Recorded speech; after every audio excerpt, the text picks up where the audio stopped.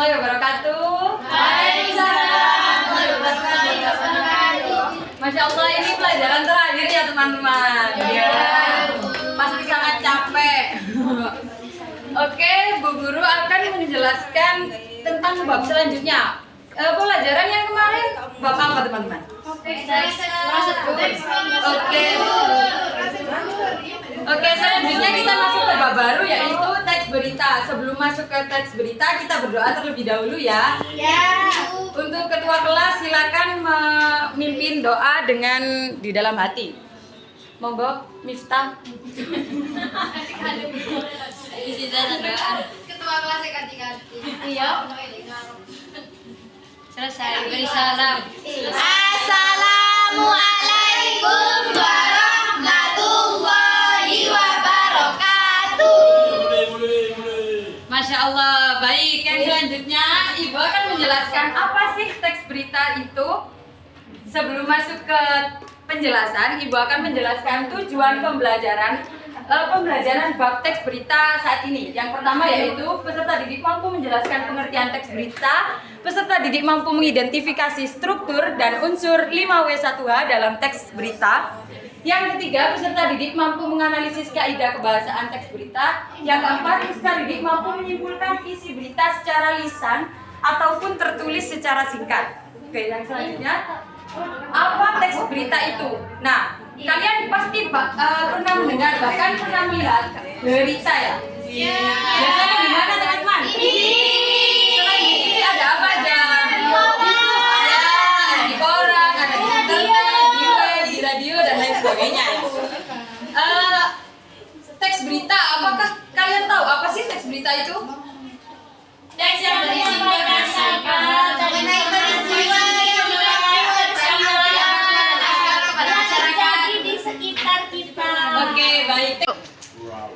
Jadi teks berita ini adalah teks yang berisikan tentang kabar dan informasi untuk mengenai peristiwa faktual dan aktual kepada masyarakat luas. Faktual ini adalah peristiwa yang benar-benar terjadi, teman-teman. Nah, yang aktual itu adalah peristiwa yang sedang bahkan yang baru terjadi. Jadi peristiwa aktual ini adalah peristiwa yang masih hangat, ya, masih hot, ya masih hot gitu. Oke, selanjutnya tujuan teks berita. Tujuan teks berita kan sudah jelas ya, yaitu memberikan informasi kepada publik atau masyarakat. Yang kedua, membantu masyarakat memahami isu terbaru dan penting yang perkembangan terbaru. Oke, selanjutnya unsur-unsur teks berita 5W1H atau disingkat dengan Adik Simba. Bu Guru ada nyanyian atau nyanyian agar kalian bisa mengingat unsur-unsur teks berita. Jadi gini, dengarkan dulu ya. Apa? Unsur-unsur teks berita Adik Simba. A untuk apa? A. B untuk di mana? D. K untuk kapan? K. C untuk siapa? C. M untuk mengapa? M. B Untuk bagaimana? B. Ba. Itu namanya unsur berita. Itu unsur berita. Sudah gitu saja. Lagi. Oke, ayo bersama-sama ya. Unsur-unsur teks berita Adik Simba. A untuk apa? D untuk di mana? D. K untuk kapan? K. C untuk siapa? C. M untuk mengapa? M. B untuk bagaimana? Ba. Itulah unsur teks berita 5W1H.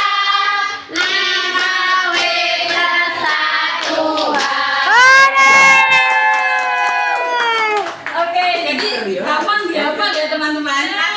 Ada apa, di mana, kapan, siapa, mengapa, dan bagaimana. Apa itu adalah menanyakan peristiwa apa yang sedang terjadi saat ini dan yang dibicarakan. Di mana adalah tempat atau lokasi peristiwa itu terjadi.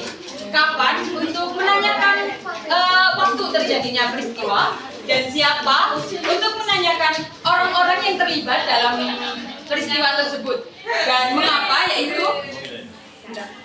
untuk menanyakan alasan atau latar belakang terjadinya peristiwa tersebut dan bagaimana adalah untuk menanyakan cara atau proses terjadinya peristiwa tersebut. Yang selanjutnya, struktur teks berita. Yang pertama ada orientasi berita, yang kedua ada peristiwa, yang ketiga adalah sumber berita. Saya akan menunjuk satu, membacakan pengertian dari ketiga struktur tersebut. Silahkan Kak Ajal.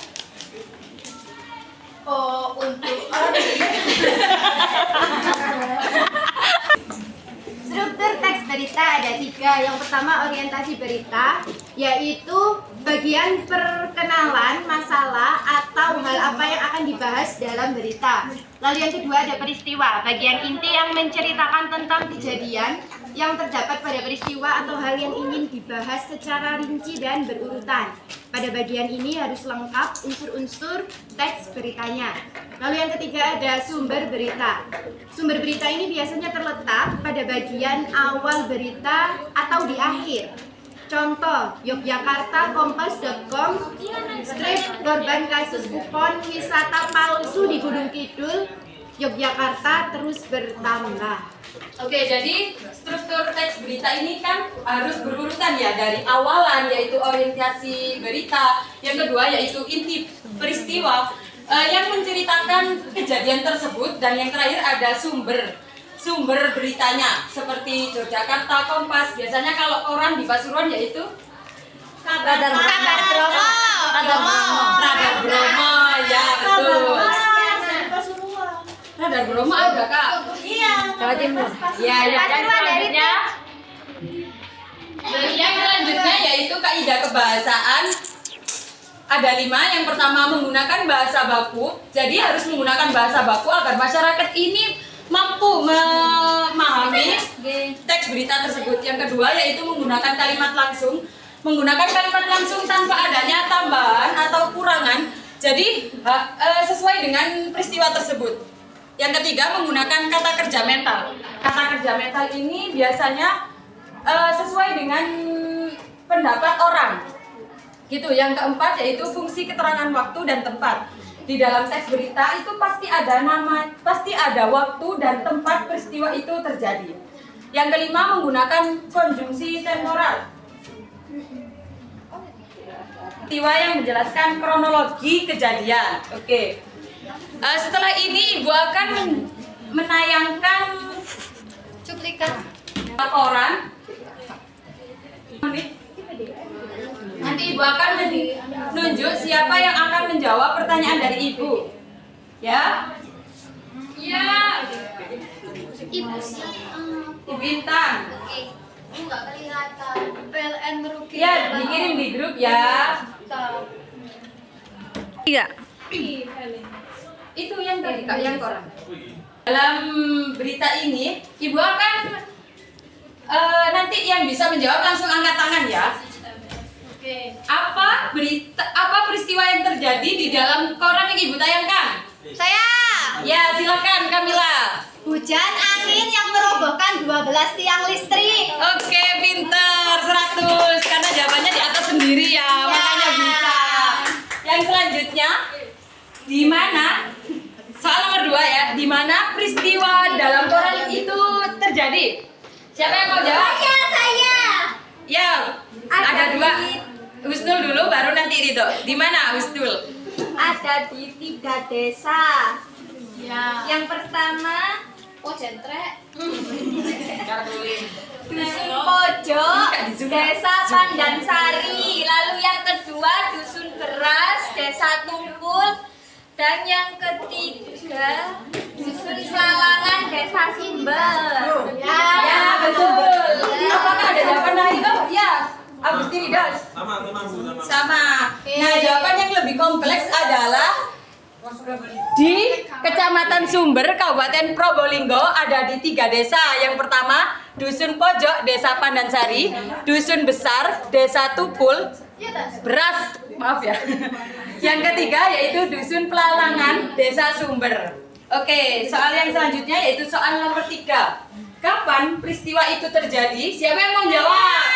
Oke, jawabannya 2 November 2020. Oke, betul ini jawabannya ya teman-teman. Yeay, Ya, yang jos. selanjutnya yaitu siapa? Soal nomor soalnya ada 6 teman-teman. Nomor 4, siapa pihak yang menangani peristiwa hujan angin robohkan 12 listrik di Probolinggo ini? Ayo siapa yang mau jawab? Ya, gimana Rizky jawabannya? Petugas PLN dari Pasuruan, Bu katanya. Oke, jawabannya benar ya teman-teman. Karena yang menangani ini adalah petugas PLN dari Pasuruan. Waduh, oke Pasuruan iki. Ya, karena tetangga kota Kak. Oke, tetangga kota. Yang kelima yaitu Probolinggo. mengapa tiang listrik ini bisa roboh dan hujan? Siapa yang mau jawab soal nomor 5? Karena Allah Subhanahu wa taala. Oh iya, ekstrim. Nomor 6, siapa jawab nomor 6? Bagaimana dampak dari robohnya tiang listrik tersebut? Siapa yang mau jawab? Dampaknya itu 28 trapo padam dan 5.600. Terdampak. Oke, semuanya Mas Ridho kayaknya jawab belas boleh mau. jawabannya sama ya. Karena yang lain juga sangat pintar Bu, rebutan. waktu kejadian itu presiden turun ke Probolinggo, Bu. Salahkan.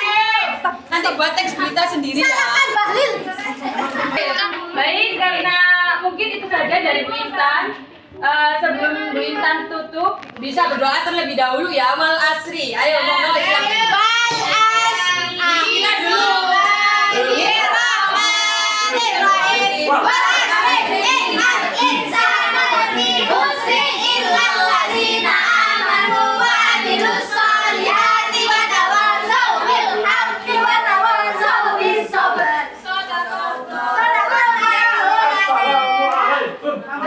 Baik, mungkin itu saja pelajaran dari Bu Intan. Ketemu di minggu berikutnya ya, minggu depan.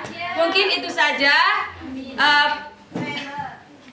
Mungkin terakhir itu saja. Wassalamualaikum warahmatullahi wabarakatuh. Waalaikumsalam warahmatullahi wabarakatuh.